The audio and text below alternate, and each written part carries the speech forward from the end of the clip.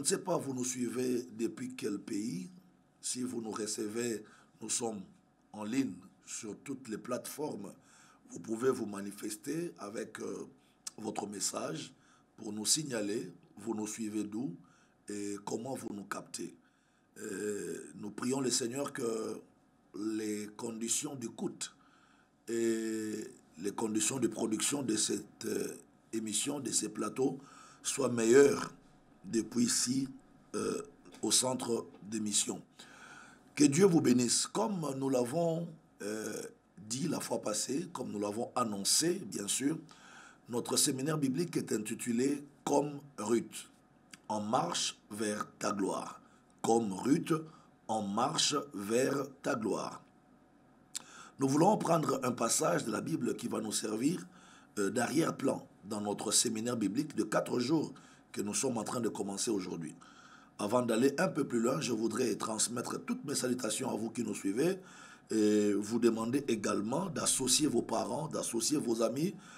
Prenez le temps d'inviter tous ceux qui sont autour de vous, de venir s'asseoir à vos côtés pour suivre avec nous cette émission. C'est direct parce que nous sommes en train de parler de ces séminaires bibliques intitulés « Comme Ruth, en marche vers sa gloire ». Donc, comme Ruth a marché vers sa gloire, toi aussi, tu peux marcher vers ta gloire. Nous prenons la Bible dans le livre de Ruth au chapitre 1er. Ruth, chapitre 1er, je vais lire à partir du verset 1 et puis on va descendre un peu. La Bible dit, du temps des juges, il y eut une famine dans le pays. Un homme de Bethléem de Juda partit avec sa femme et ses 2 fils pour faire un séjour dans le pays de Moab. Le nom de cet homme était Elimelech, celui de sa femme Naomi, et ses 2 fils s'appelaient Machlon et Kiljon. Ils étaient Éphratiens de Bethléem, de Juda. Arrivés au pays de Moab, ils y fixèrent leur demeure. Elimelech, mari de Naomi, mourut, et elle resta avec ses 2 fils. Ils prirent des femmes moabites, dont l'une se nommait Orpa et l'autre Ruth. Et ils habitèrent environ 10 ans là, sur place. Machlon et Kiljon moururent aussi, tous les 2, et Naomi resta privée de ses 2 fils, ainsi que de son mari. Puis elle s'éleva, elle et ses belles-filles, afin de quitter le pays de Moab, car elle apprit au pays de Moab que l'Éternel avait visité son peuple et lui avait donné du pain. Elle sortit du lieu qu'elle habitait, accompagnée de ses 2 belles-filles, et elle s'est mise en route pour retourner dans le pays de Juda. Naomi dit alors à ses 2 belles-filles, « Allez, que chacune retourne à la maison de sa mère, que l'Éternel use de bonté envers vous, comme vous l'avez fait envers moi, et envers ceux qui sont morts et envers moi-même. Que l'Éternel fasse trouver à chacune du repos dans la maison d'un mari. » Et elle le baisa. Elle élevèrent la voix et pleurèrent. Et elles lui dirent, « Non, nous irons avec toi vers ton peuple. » Naomi dit, « Retournez mes filles, pourquoi viendrez-vous avec moi? Ai-je encore dans mon sein des fils qui puissent devenir vos maris? » Je pense que le texte que nous venons de lire dans les livres de Ruth va nous aider à rentrer dans ces sujets que nous avons donnés tout à l'heure, comme Ruth, en marche vers ta gloire. L'histoire nous parle d'une femme et d'un homme qui vivaient en couple. La femme s'appelait Naomi et le mari s'appelait Elimelech. Tous 2 étaient de Bethléem, de Juda. Et ils habitaient à Bethléem, n'est-ce pas, une ville de Juda, où Dieu les avait établis. Et ces 2 messieurs, ces deux personnages, je voulais dire, ces 2 personnages, Naomi ainsi que son mari Elimelech, vont rester à Bethléem. Et puis après un certain moment, le couple va se rendre compte qu'à Bethléem, là où Dieu les avait établis, il n'y avait plus à manger, il n'y avait plus à boire, il n'y avait plus le pain, il n'y avait plus de l'eau. Et donc Naomi, la femme, ainsi que son mari, vont se décider de quitter les pays de Juda, de quitter la ville de Bethléem pour aller, n'est-ce pas, s'y réfugier chez le Moab, chez le Moabite, bien sûr. Et la femme, Naomi, et son mari, Elimelech, se décidèrent donc de partir chez les Moabites, dans le pays de Moab. Ils ont quitté le pays où Dieu les avait établis, à Bethléem. Ils sont partis à Moab parce qu'ils espéraient trouver à Moab le pain, la nourriture, et puis de l'eau à boire. D'autant plus que déjà à Bethléem, il n'y avait ni pain, ni boisson, il n'y avait pas à manger, il n'y avait plus à boire. Et donc le couple était dans la difficulté de survivre. La famine avait frappé et le couple devrait partir de Bethléem pour aller à Moab. La Bible dit que ce couple s'est décidé lui-même. Donc l'homme et la femme, Naomi, se sont décidés de partir de Bethléem. Et pourtant Bethléem était le pays où Dieu les avait établis. Dieu avait établi Naomi et son mari Elimelech dans ces pays de Bethléem. Ils étaient établis là-bas. C'était l'endroit, qu'est-ce que je peux dire? C'était l'adresse que Dieu avait donnée à ces couples. Dieu leur a donné Bethléem comme étant leur adresse. Donc ils vivaient là-bas parce qu'ils étaient tous des Judas, de Bethléem. Ils vivaient là-bas. Mais quand le pain a manqué, quand la boisson, l'eau n'était plus, le couple a décidé d'aller chercher à manger, d'aller chercher à boire, n'est-ce pas, de l'autre côté à Moab, parce qu'ils ont appris que là-bas, il y avait la nourriture, et puis là-bas, il y avait à boire. Mais la Bible nous dit que lorsque le couple de Naomi, avec son mari Elimelech, vont arriver à Moab, chez les Moabites, ils vont s'installer là-bas. La Bible dit 10 ans après, ils se sont installés, 10 ans s'écoulèrent, la femme Naomi va se rendre compte qu'après avoir été à Moab, ils se sont installés pendant 10 ans. Juste après la 10e année, son mari Elimelech va mourir. Et quand le mari Elimelech, Naomi va rester veuve avec ses 2 garçons, Kiljon et Machlon. Et quelque temps après, les 2 garçons qui sont restés avec Naomi vont se décider de prendre des femmes à Moab. Parce que déjà, papa qui était venu avec nous, papa n'est plus, maman est restée seule. On va trouver 2 femmes ici, chez le Moabite. Comme ça, maman aura une bonne compagnie qui va rester avec elle. Et Machlon et Kiljon vont prendre 2 femmes parmi les filles de Moabite. Et les 2 femmes que les fils de Naomi ont pris, c'était Orpa et Ruth. Ces 2 femmes étaient des Moabites. Quelque temps après avoir trouvé des femmes là-bas, ces 2 garçons qui venaient de se marier aux filles moabites vont aussi mourir. On nous dit Machlon mourut, son frère Kiljon aussi mourut. Donc Naomi va se retrouver sans mari et sans ses 2 fils. Et Naomi va se retrouver seule comme veuve avec les épouses que ses 2 fils ont laissées à ses côtés. Mais je voudrais un peu revenir en arrière pour expliquer une réalité, pour montrer, pour démontrer quelque chose. Je voudrais vous donner l'explication d'abord des noms de ces personnages pour que nous comprenions qu'est-ce qui est arrivé à la famille. Naomi, en hébreu, veut dire belle, agréable. Naomi veut dire en hébreu belle ou agréable. Et son mari, Elimelech, veut dire mon Dieu et mon roi. Mon Dieu, mon roi. Les deux personnes, donc le couple de l'homme qui s'appelait mon Dieu, mon roi, et de la femme qui s'appelait belle et agréable, ils ont donné naissance à 2 garçons, Machlon et Kiljon. Regardez, Elimelech veut dire mon Dieu et mon roi, Naomi veut dire belle et agréable, mais ils vont donner naissance à 2 enfants. Le premier s'appelle Machlon, le deuxième Kiljon. Machlon en hébreu veut dire malade. Et Kiljon veut dire languissant, un peu fragile. Machlon en hébreu veut dire malade. Et Kiljon veut dire languissant, ou si vous voulez, un peu fragile. Regardez, ces 2 enfants sont restés aux côtés de leurs parents, à Bethléem, là où Dieu les avait établis. Même s'il n'y avait plus le pain, même s'il n'y avait plus de l'eau à boire, mais ces 2 enfants, le premier, Machlon, qui veut dire malade, le deuxième, Kiljon, qui veut dire languissant, tous deux sont restés à côté de Naomi et d'Elimelech à Bethléem. Même quand il n'y avait plus de pain et qu'il n'y avait plus de l'eau, aucun de ces deux enfants fragiles n'était mort. Maclon, qui veut dire malade, n'était pas mort, bien qu'il soit malade. Kiljon, qui veut dire languissant ou fragile, n'était pas mort, bien qu'il soit languissant ou fragile. Donc, comprenez qu'à Bethléem, là où Dieu avait établi cette famille, la vie y était. La mort n'a frappé aucun de ces deux enfants. Bien que ces enfants, leur nom pouvait nous montrer ou pouvait nous dire ce qu'ils étaient.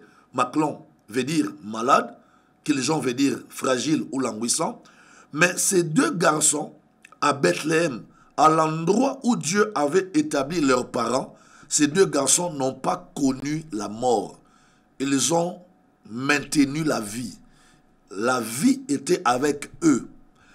Y compris Elimelech, lorsqu'il demeurait encore à Bethléem, là où Dieu l'avait établi avec sa femme Naomi, Elimelech était vivant. Il gardait en lui la vie. Même s'il n'y avait plus de pain à Bethléem, même s'il n'y avait plus de l'eau à Bethléem, mais cette famille vivait. Ils ont manqué le pain, ils ont manqué de l'eau, ils ont manqué peut-être les vêtements, ils ont manqué peut-être le matériel, mais ils n'ont pas manqué la vie, parce que c'était l'endroit où Dieu les avait établis. Mais regardez, quand ils quittent Bethléem, parce qu'ils étaient à la recherche de la nourriture, à la recherche de la boisson, à la recherche de la belle vie, à la recherche du vêtement, quand ils vont quitter Bethléem, l'endroit où Dieu les avait établis, pour aller chez les Moabites à Moab, arriver là-bas, la Bible nous renseigne. Ils ont trouvé le pain, ils ont trouvé de l'eau, ils ont trouvé tout ce dont ils avaient besoin pour leur survie, mais malheureusement, ils ont perdu la vie. À Moab, ils ont trouvé le pain. À Moab, ils ont trouvé de l'eau. À Moab, ils ont trouvé tout ce qu'ils voulaient avoir comme matériel, mais ils ont commencé, je voulais dire, ils ont commencé à perdre la vie un à un. Et par rapport à ça, je voudrais qu'on fasse un parallélisme. Regardez, cette même famille, ces mêmes personnages, lorsqu'ils vivaient à Bethléem, à l'endroit où Dieu les avait établis, ils étaient vivants. Elimelech était en vie, Maclon était en vie, Kiljon était en vie. Aucun membre de cette famille n'était mort à Bethléem, à l'endroit où Dieu les avait établis. Mais lorsqu'ils vont quitter l'endroit où Dieu les avait établis, pour traverser de l'autre côté, à Moab, la Bible dit, arriver là-bas, ils y fixèrent leur demeure. Après avoir fixé leur demeure, quelque temps après, la mort a commencé à frapper cette famille. La mort a commencé par frapper le mari qui s'appelait Elimelech. Après la mort a frappé Elimelech, la mort va frapper maintenant Maclon et Kiljon. Donc Naomi va se rendre compte que à Moab, elle a perdu son mari. À Moab, elle a perdu ses deux enfants. Et pourtant, lorsqu'elle vivait à Bethléem, elle avait son mari, elle avait ses enfants. Quoique la santé de ses enfants était un peu fragile, mais Dieu n'avait pas permis que ses enfants trouvent la mort. Quoiqu'il n'y avait pas le pain et qu'il n'y avait pas de l'eau à boire, Dieu n'avait pas aussi permis que son mari meure ou décède. Regardez, ici je voudrais qu'on comprenne une chose. On peut avoir le matériel dans la vie. On peut avoir la nourriture, on peut avoir la boisson, on peut avoir le vêtement, on peut avoir les maisons, on peut avoir le matériel qu'on veut, mais manquer la vie. Parce que la vie de Dieu n'est pas toutes ces choses. À Bethléem, il n'y avait pas le matériel, il n'y avait plus la nourriture, il n'y avait plus de l'eau, il n'y avait plus tout ce qu'ils avaient besoin comme matériel, mais au moins la vie de Dieu était là. Dieu les maintenait en vie. Dieu les gardait vivants. Mais quand ils vont quitter Bethléem, là où Dieu les avait établis, pour aller fixer leur demeure à Moab, chez les Moabites, là-bas ils sont allés à Moab. Ce n'est pas Dieu qui les a établis à Moab. Là où ils sont partis à Moab, c'est leur volonté, leur propre désir les a amenés à Moab, surtout que la famille était à la recherche du matériel, à la recherche de l'eau, à la recherche de la nourriture, à la recherche de tout ce qu'on peut imaginer. Ils sont arrivés à Moab, ils ont trouvé le matériel, ils ont trouvé la nourriture, ils ont trouvé de l'eau, mais ils n'ont pas trouvé la vie. Ils ont perdu la vie. Vous voyez que, frères et sœurs, vous qui me suivez, excellents enfants de Dieu, quand vous me suivez, je voudrais que vous compreniez une chose. Nous devons, à un certain moment de la vie chrétienne, arrêter de vouloir apprécier la présence de Dieu par le matériel. On ne peut pas estimer ou on ne peut pas apprécier la présence de Dieu dans la vie d'une personne ou dans la vie d'une famille par rapport au matériel. Ce n'est pas parce qu'il y a le matériel quelque part qu'on doit confirmer que Dieu est là. Ce n'est pas la présence des matériels, ce n'est pas la présence du manger, ce n'est pas la présence de la nourriture, ce n'est pas la présence de la boisson ou des vêtements ou de maison ou que sais-je encore qui doit nous rassurer que Dieu est là. Parce qu'on peut avoir le matériel, mais on n'a pas Dieu. Regardez, à Moab, Naomi, Elimelech, ces couples, cette famille a trouvé le matériel. Ils ont trouvé la nourriture, ils ont trouvé de l'eau, ils ont trouvé le vêtement, ils ont trouvé tout ce qu'ils voulaient. Mais ils vont perdre la vie de son mari Elimelech et ils vont perdre la vie de ses deux enfants.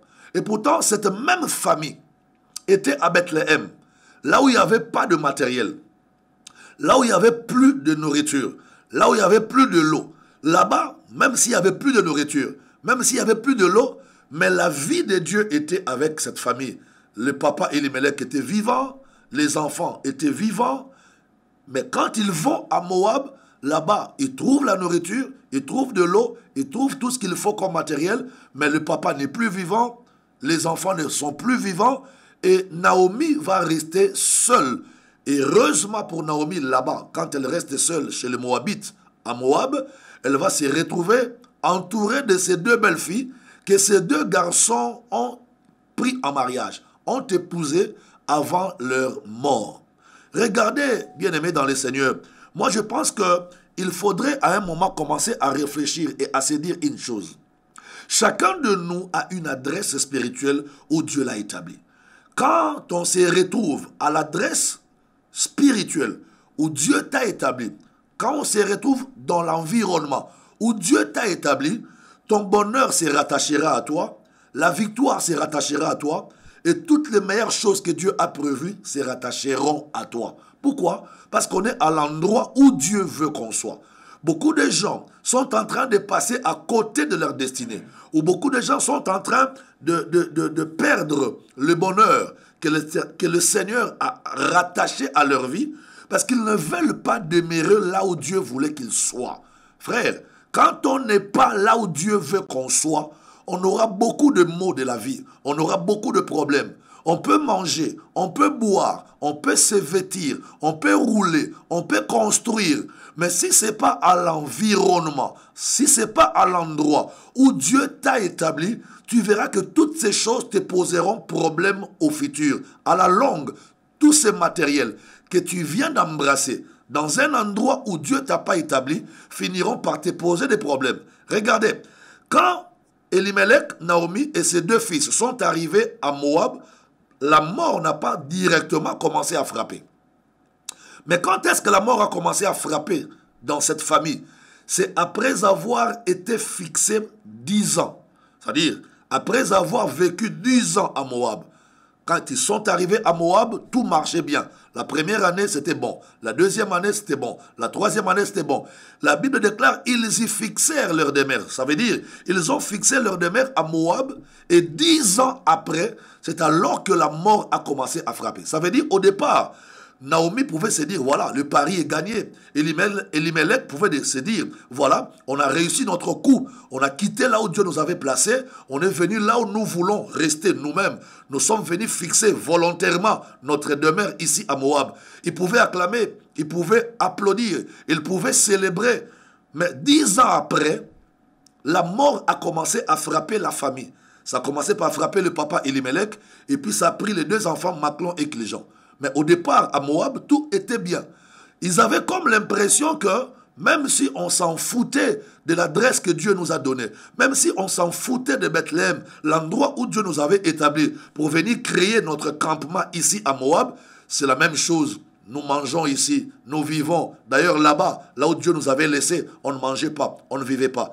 Mais ces gens-là, cette famille ne comprenait pas que le Seigneur avait peut-être laissé ces 10 ans écoulés pour leur permettre de se repentir et de revenir à la raison.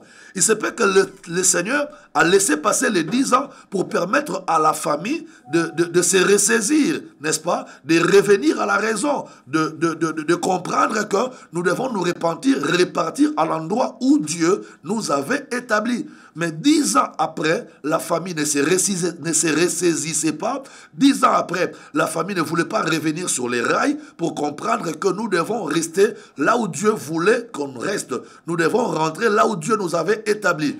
Et pendant les 10 ans, il n'y avait pas de décès, il n'y avait pas de maladie, il n'y avait pas de problème. Juste à la 11e année, à Moab, que la famille a commencé à vivre des choses difficiles. Le papa va mourir, les 2 enfants vont mourir. Pourquoi? Parce qu'ils sont allés s'établir eux-mêmes sur un territoire que Dieu leur avait pas donné. Lorsqu'on n'est pas à l'environnement, lorsqu'on n'est pas sur le territoire, lorsqu'on n'est pas à l'endroit où Dieu t'a établi, on va éprouver beaucoup de difficultés. On va rencontrer beaucoup de problèmes. Bien-aimés, je suis en train de parler de l'adresse spirituelle que Dieu donne à chacun de nous. Vous savez, même si Dieu t'a promis de te bénir, même si Dieu t'a promis de t'élever, même si Dieu a promis de te faire du bien, mais Dieu certainement, en voulant te faire ces choses, il a prévu un endroit où sa promesse s'accomplira dans ta vie. Dieu ne peut pas t'élever partout. Dieu ne peut pas te bénir partout. Dieu ne t'accordera pas les bonnes choses qu'il a prévues pour toi partout. En fait, le Seigneur s'arrange à ce que tout ce qu'il t'a promis, tout ce qu'il a prévu pour toi, t'arrive lorsque toi, tu vas te retrouver sur les territoires ou dans l'environnement où lui veut que tu sois. Quand je parle comme ça, l'Esprit m'amène dans les livres de Genèse. Genèse au chapitre 26. Là-bas, je vois la vie d'Isaac. Isaac, c'est le fils à Abraham. La Bible déclare que du temps d'Isaac, il y eut famine dans le pays, comme il y eut famine aussi dans le temps d'Abraham. Abraham, en son temps, le papa, en son temps, quand il y eut famine dans le pays, la Bible dit qu'Abraham s'était réfugié en Égypte chez Pharaon. Là-bas, il a tissé des alliances, il a fait des relations, et le roi d'Égypte, Pharaon, à l'époque, l'a reçu, l'a nourri avec sa femme Sarah. On connaît ce qui s'est passé. Et Abraham a mangé là-bas, Abraham a bu là-bas, Abraham a trouvé la survie qu'il ne pouvait plus trouver chez lui. Parce que chez lui, il n'y avait plus à manger, il y avait la famine. Maintenant, quand Abraham va mourir, après Abraham, plus tard, son fils Isaac va arriver. Au temps d'Isaac aussi, la Bible dit qu'il y eut famine dans les pays. Et Isaac a voulu faire comme son père Abraham. Qu'est-ce que Isaac a fait?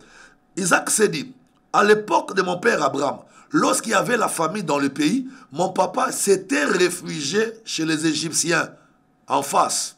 Il est allé en Égypte chez Pharaon, il a tissé des alliances là-bas, et Pharaon l'a fait du bien. Alors Isaac s'est dit, moi aussi je ferai comme mon père. J'irai chez Pharaon en Égypte, et là-bas je trouverai à manger, je trouverai à boire, je vivrai. Mais la Bible dit que lorsque Isaac a pris sa femme, Rebecca, ils ont commencé à faire le voyage pour descendre en Égypte, ils devraient passer une nuit à Guérar, dans le pays des Philistins. Et c'est pendant cette nuit de transition à Guérar que l'ange de l'Éternel va apparaître à Isaac et à sa femme. Et l'ange va dire à Isaac que tu ne descendras plus en Égypte comme ton père Abraham l'avait fait. Toi, ton voyage s'arrête ici à Guérar, au pays des Philistins. Isaac était étonné parce que Isaac savait que les enfants d'Israël n'avaient pas de très bonnes attaches avec les Philistins de Guérar. Isaac dit, mais ce n'est pas normal, je ne crois pas que cet ange qui me parle vient de Dieu. Parce que Dieu sait que nous, les enfants d'Israël, et les Philistins, il n'y a pas de bonnes relations. Comment Dieu va envoyer un ange? Il va dépêcher un ange pour me demander de rester à Guérar, un pays de conflit avec nous, les enfants d'Israël. Mais l'ange va insister pour dire à Isaac, tu ne descendras pas en Égypte chez Pharaon comme l'avait fait ton père Abraham, toi tu vas demeurer ici à Guérar. Alors, l'ange de Dieu va enrichir. Il dit à Isaac, ici à Guérar, je te bénirai. J'accomplirai en toi ce que j'ai promis de faire avec ton papa Abraham. C'est-à-dire les promesses, ça veut dire quoi? Les promesses que j'ai données à Abraham, je vais l'accomplir en toi quand tu demeureras ici à Guérar. Il dit à Isaac que toutes les promesses que j'ai faites à Abraham, je l'accomplirai en toi ici à Guérar chez les Philistins. Il dit, je te bénirai, je te multiplierai, je te rendrai puissant. Il a dit à Isaac beaucoup de bonnes choses.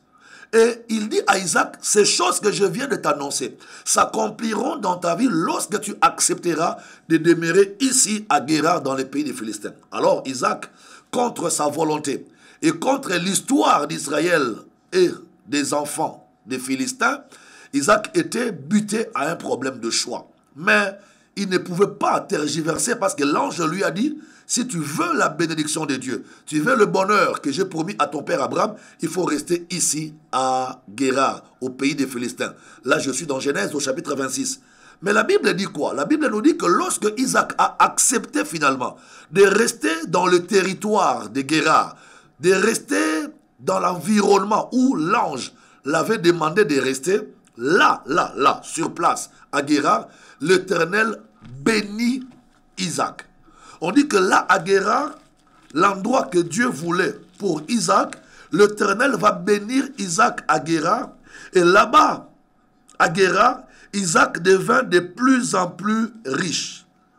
Isaac sema dans ces pays-là. Je suis dans Genèse 26, verset 12. On dit dans ces pays de Guérar, Isaac sema dans ces pays et il recueillit la même année le centuple de ce qu'il avait sémé. On dit pourquoi? Parce que l'Éternel était avec lui et l'Éternel l'avait béni. On dit que cet homme Isaac, là-bas à Guérar, là où Dieu l'a demandé de rester, il est devenu de plus en plus riche. Il allait de richesse en richesse. La Bible dit toujours là à Guérar, là où Dieu a demandé à Isaac de demeurer et de rester. Isaac avait des troupeaux, des menus et des gros bétails. Donc Isaac devient tellement puissant qu'au finish, à la finalité, les Philistins de Guérar ont compris que Isaac est devenu puissant, est devenu fort, il est devenu riche, qu'il ne fallait pas continuer à les combattre. Il fallait faire alliance avec lui. C'est comme ça qu'on nous dit que le roi des Philistins à Guérar est venu faire alliance avec Isaac là, à Guérar, à l'endroit où Dieu avait demandé à Isaac de demeurer. Regardez, qu'est-ce que je suis en train de poursuivre? Je suis en train de poursuivre une chose. Je cherche à te faire comprendre que lorsqu'on est là où Dieu veut qu'on soit, c'est là où Dieu te visite pour accomplir les promesses qu'il t'a données. Mais quand on n'est pas à l'endroit, quand on n'est plus à l'endroit où Dieu t'a établi et qu'on veut créer son campement à soi-même, ailleurs, en dehors de la volonté de Dieu, la bénédiction de Dieu ne se rattachera pas à toi. C'est comme Naomi et Elimelech. À Bethléem, ils avaient la vie de Dieu. Mais quand ils vont à Moab, arrivés à Moab, ils trouvent la nourriture, ils trouvent la boisson, mais ils perdent la vie. Isaac arrive à Guérar, il veut passer pour aller en Égypte chez Pharaon, mais là à Guérar, l'ange de Dieu lui demande de rester à Guérar, parce que là-bas à Guérar, il devrait être béni par l'Éternel Dieu. Comprenez que quand on n'est pas à l'adresse spirituelle, on n'est pas à l'endroit où Dieu t'a placé, on va éprouver beaucoup de difficultés et on va éprouver beaucoup de problèmes. Je suis en train d'exhorter quelqu'un qui m'entend. Ne crée pas ton campement n'importe où. Ne crée pas ton sitting n'importe où. N'établis pas ta demeure n'importe où. Établis ton campement. Établis ta demeure dans les lieux propices. Ça veut dire le lieu que Dieu t'a demandé de demeurer. Demeure, sois là où Dieu veut que tu sois. Parce que quand on est là où Dieu veut qu'on soit, on sera béni, on sera heureux, on sera en train d'avancer et de progresser. Mais lorsqu'on quitte l'endroit que Dieu t'a laissé, on cesse d'être à l'endroit où Dieu t'a établi, on aura beaucoup de problèmes, comme la famille de Naomi a commencé à avoir des problèmes tout simplement parce qu'ils ont quitté Bethléem, ils sont allés à Moab. Là-bas, ils ont constaté le décès des parents, de son mari d'abord et de ses deux garçons. Isaac également à Guérar, Dieu l'a béni. parce que Isaac voulait partir en Égypte, mais à Guérar, Dieu lui a fait beaucoup de bonnes choses. Frère, qu'est-ce que je dirais encore? Là, je suis dans l'Ancien Testament, mais je voudrais aller de l'autre côté dans la Nouvelle Alliance, dans le Nouveau Testament. On nous parle d'un monsieur qu'on appelle les bons samaritains. On dit un bon samaritain était en train de voyager. Il va rencontrer sur le chemin de son voyage un homme paisible, mais que les brigands ont battu et qui était blessé. Cet homme qu'on a battu était tombé par terre, il baignait dans son propre sang. Et le bon samaritain qui était en train de voyager, il voit cet homme qu'on avait battu, baignant dans son sang, il ramasse la personne, va soigner la personne et va amener la personne chez un hôtelier. Il dit à cet hôtelier, j'ai ramassé cet homme qui était battu, il est blessé, j'ai donné les premiers soins, mais moi je vais en voyage, je suis un voyageur. Je ne peux pas amener cet homme, surtout qu'il est malade comme ça, blessé.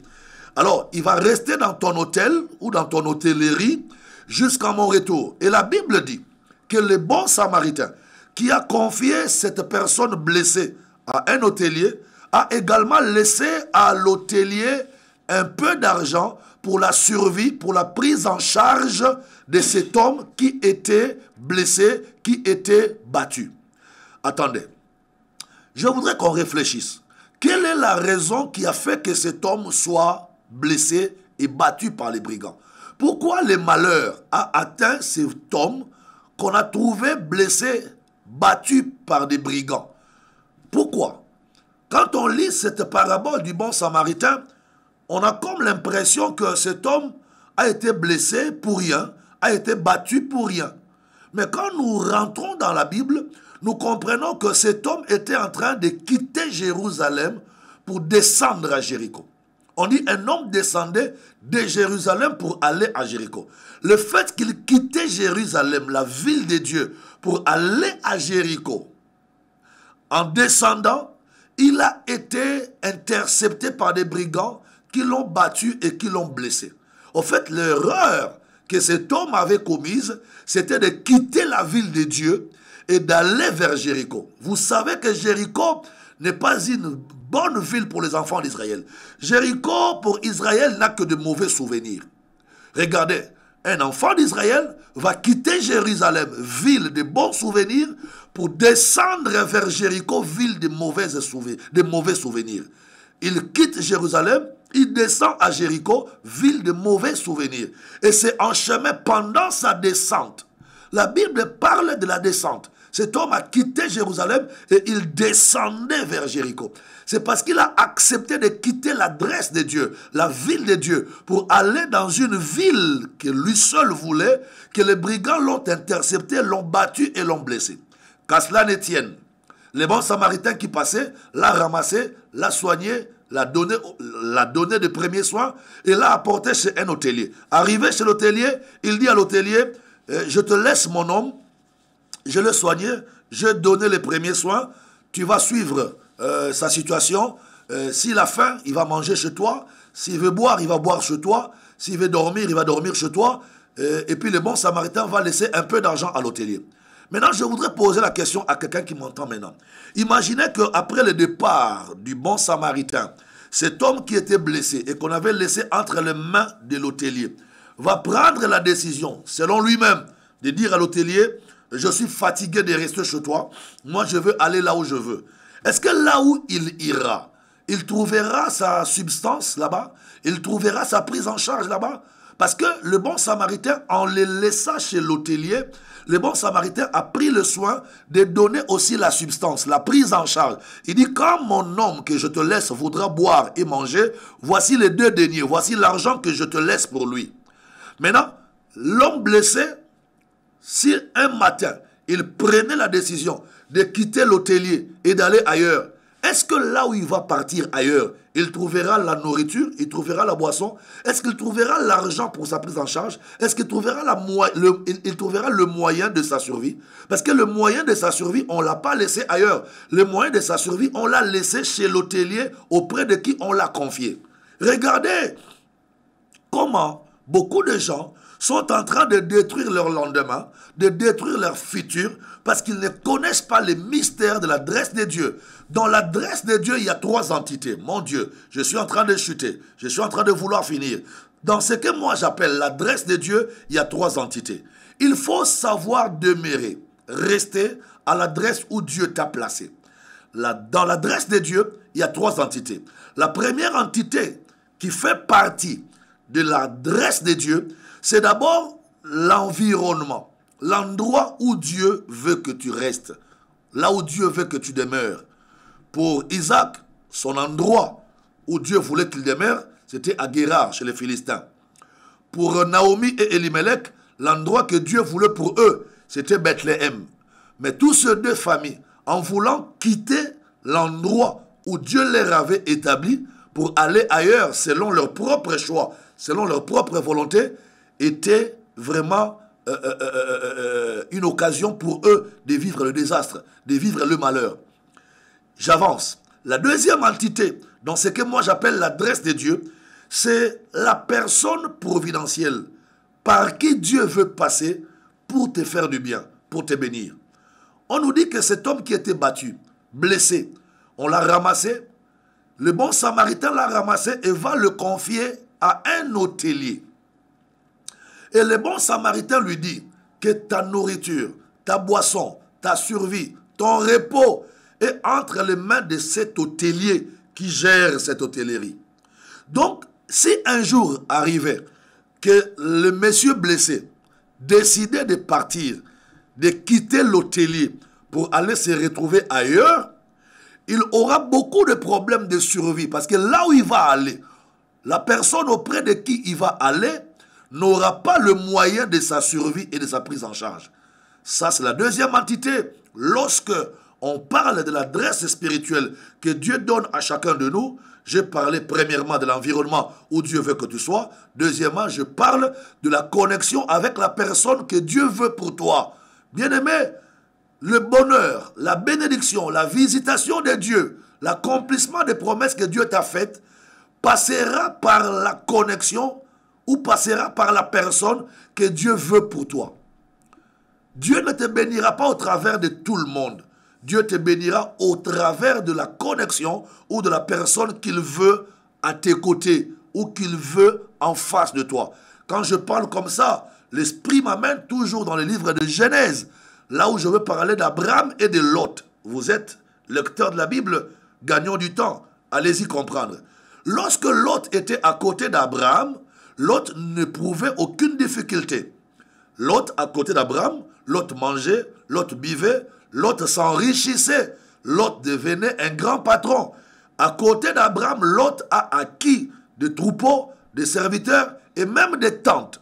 Mais le jour où Lot va quitter Abraham pour aller établir sa connexion ailleurs, en dehors d'Abraham, on nous montre comment la chute de Lot a commencé. Frère, il ne faut pas jouer avec les relations que Dieu vous donne. Il y a certaines relations qu'on reçoit dans la vie. On ne les reçoit pas charnellement, mais ce sont des relations qui viennent de Dieu. Quand Dieu veut te connecter à une personne, quand Dieu veut te mettre en relation avec une personne, Dieu sait pourquoi il te met en relation avec la personne. Dieu sait pourquoi il te connecte avec la personne. C'est très important ce que je suis en train de dire. Parce qu'on ne trouvera pas sa bénédiction entre les mains de toute personne. Dans la vie, Dieu a placé ta bénédiction. Dans la vie, Dieu a placé ton bonheur. Dans la vie, Dieu a placé ta victoire entre les mains d'une connexion que lui-même veut pour toi. Il laisse Abraham, Lot laisse Abraham et va se retrouver seul sur la chaîne, sur la plaine entièrement arrosée du Jourdain. Lot va se retrouver sur la plaine entièrement arrosée du Jourdain. Là-bas, là où il arrive, il était loin d'Abraham. Et il était même loin de l'endroit que Dieu avait voulu qu'il demeure. Donc, Lot, en quittant Abraham, il a quitté et l'environnement prévu par Dieu pour lui, il a aussi quitté la personne prévue par Dieu pour lui. Regarde, c'est un grand danger. Lorsqu'on quitte l'environnement, on quitte l'endroit où Dieu t'a établi pour prétendre vouloir évoluer ailleurs, tu oublies que là où tu vas, ce n'est pas là où Dieu t'a envoyé. Là où Dieu t'avait envoyé ou là où Dieu t'avait établi, c'est là où il t'avait établi. Deuxièmement, quand il quitte la personne auprès de qui Dieu t'avait placé, quand tu romps la connexion que Dieu t'avait donnée avec une personne qui sera l'homme providentiel de ta vie. Quand je parle de l'homme providentiel, je sous-entends la personne par qui Dieu veut faire passer ta bénédiction. Parce que ce n'est pas tout le monde qui sera la passerelle de ta bénédiction. Ce n'est pas tout le monde qui amènera depuis Dieu la bénédiction vers toi. Et là, je pense à Moïse et à Pharaon. Regardez, Moïse, à côté de Pharaon, Pharaon était une connexion. Pharaon était une connexion que le Seigneur était en train de donner à Moïse. C'est par Pharaon que Moïse est devenu puissant. Jusqu'à ce que la Bible dit que Moïse était instruit dans toute la sagesse égyptienne. Ça veut dire que sans Pharaon, Moïse ne serait pas puissant comme il était devenu. Et si Moïse était respecté dans sa génération et dans son temps, c'est parce que Pharaon avait effectué un travail profond dans la vie de Moïse. J'avance encore. Je parle de Joseph et de Pharaon.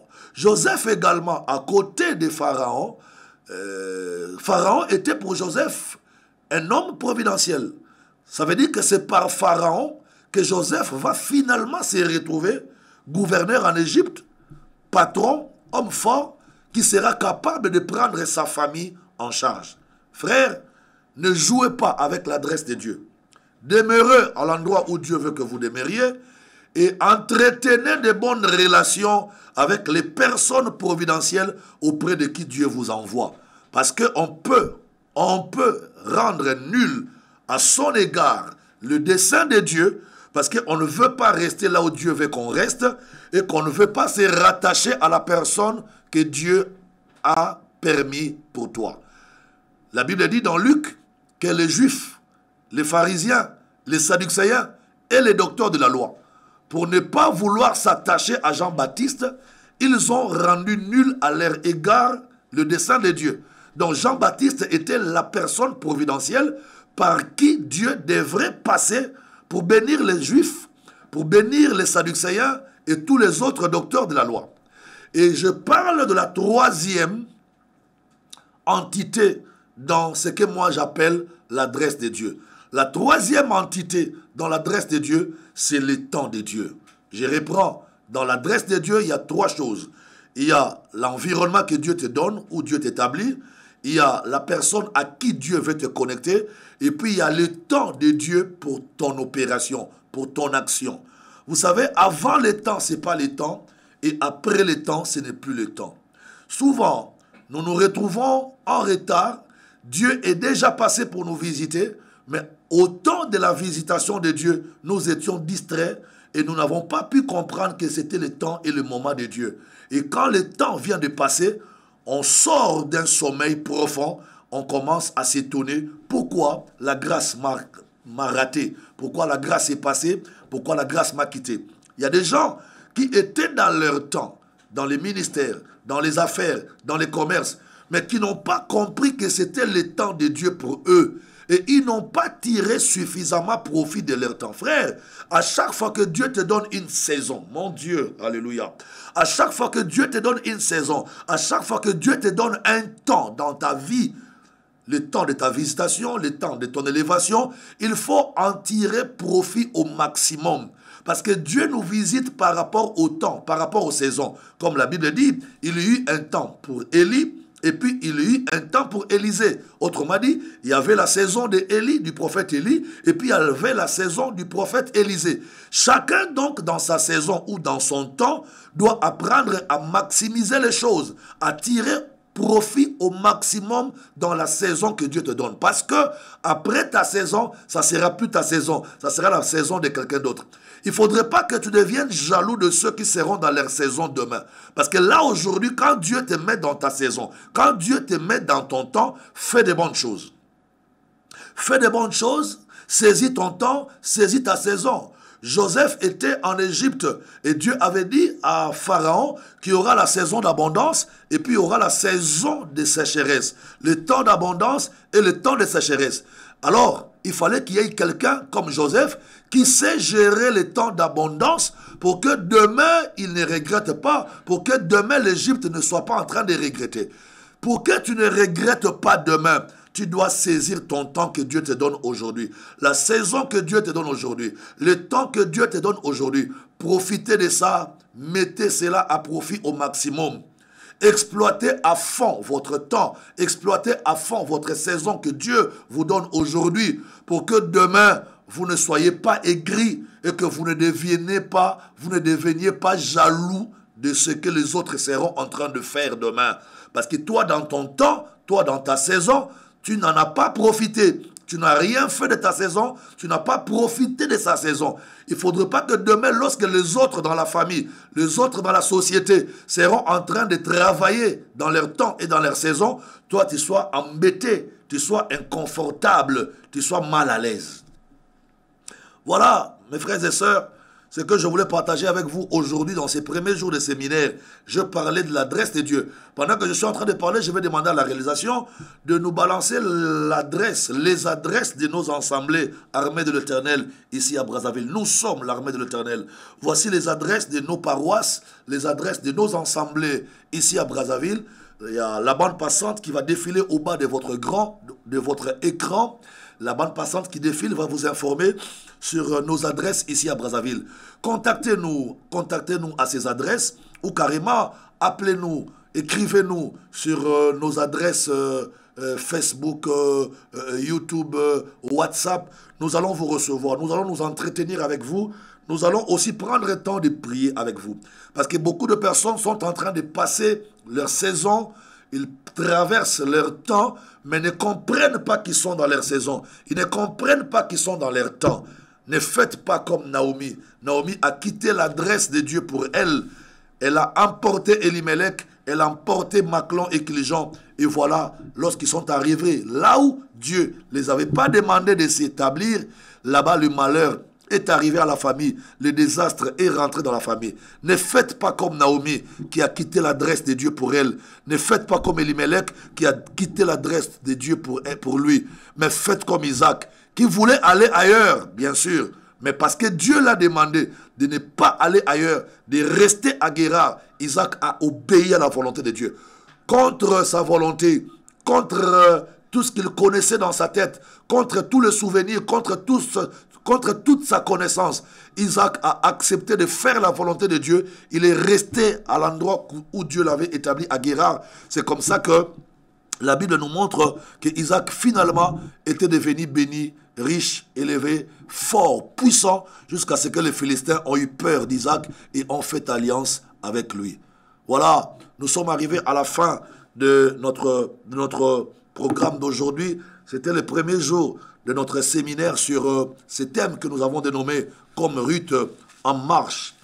Comme Ruth en marche vers ta gloire. Comme Ruth en marche vers ta gloire. Et on va constater que Ruth, après avoir été à Moab, elle va apprendre après que Dieu a visité Bethléem. Elle rentre encore à Bethléem. Mais quand Ruth, non, qu'est-ce que j'ai dit? Quand Naomi va apprendre que Dieu a visité Bethléem, Naomi va rentrer maintenant à Bethléem. Mais quand Naomi arrive à Bethléem, elle rentre sans mari, Naomi rentre sans enfant et sans beauté. Elle a perdu toute sa beauté. Elle qui était belle depuis son nom, de par son nom, elle était belle, agréable. Naomi n'était plus belle. Elle a perdu son mari, elle a perdu ses enfants. Elle est rentrée chez elle à Bethléem, à l'adresse de Dieu pour elle. Elle est rentrée triste, réduite, diminuée. Pourquoi? Parce qu'elle ne voulait pas demeurer à l'adresse, à l'endroit que Dieu avait voulu pour elle et son mari. Et là, c'est le chaos qui va s'installer dans la vie de Naomi. Maintenant, du chaos à la gloire, qu'est-ce qui va se passer? Qu'est-ce qui va arriver pour que Naomi et Ruth, qui sont veuves, cessent d'être dans le noir, cessent d'être dans les chaos pour faire une montée vers la gloire, pour faire une montée vers le bonheur? C'est possible qu'on se retrouve par erreur d'adresse. C'est possible qu'on se retrouve par erreur d'adresse dans les chaos, dans le noir, dans le désastre, dans le deuil, comme Naomi et Ruth, mais que demain, vous remontiez vers la gloire, vers la bénédiction et vers le bonheur. Et ça, c'est ce que nous dirons demain. Quels sont les secrets que Naomi et Ruth ont appliqués pour remonter du deuil à la gloire, pour remonter du désastre à la bénédiction, pour remonter du chaos à la célébration? Ça, nous en parlerons demain. Demain à 21h, restez branchés sur la même page, sur la même chaîne. Nous allons suivre la deuxième partie de ces séminaires bibliques. Si vous avez aimé cette émission, si vous avez aimé ces partages de la parole de Dieu, prenez le soin de partager. Partagez ces messages, partagez cette parole, partagez ces liens sur toutes les plateformes des réseaux sociaux et Dieu vous bénira parce que là, vous serez en train de diffuser la parole de Dieu. Demain, nous allons parler de secrets qui a fait que Ruth et Naomi remontent de l'épreuve à la gloire, du chaos à la célébration. Et puis, avant de clôturer le plateau de demain, nous allons prier pour tous ceux qui sont assis dans les chaos. Tu es bloqué, tu es dans le noir, les choses ne marchent pas, tu as commis des erreurs, tu as commis des erreurs, tu as fait des erreurs dans ton passé, voilà. Tu as fait des erreurs dans ton passé et que tu veux maintenant repartir, remonter avec Dieu. Tu veux vivre la nouvelle gloire. Demain, nous allons prier pour toi. Nous allons te révéler quelques secrets pour quitter les chaos, pour quitter les épreuves, pour quitter le bas et monter plus haut. Et après le partage de la parole de demain, nous allons prier pour toi. Nous allons partager des moments de prière parce qu'il est temps que tu fasses une remontée. Je disais que tu fasses une remontée vers ton bonheur comme Ruth et Naomi. Que Dieu vous bénisse. Merci à la réalisation. Merci à tous les amis qui sont derrière la baie vitrée, qui nous ont aidés à vous atteindre chez vous. Et partagez ces liens, partagez cette émission, partagez cette parole sur Facebook, sur YouTube, sur toutes les plateformes. Partagez et le Seigneur vous bénira. Nous vous disons merci, bye bye, et que Dieu vous bénisse. À demain à la même heure. Merci.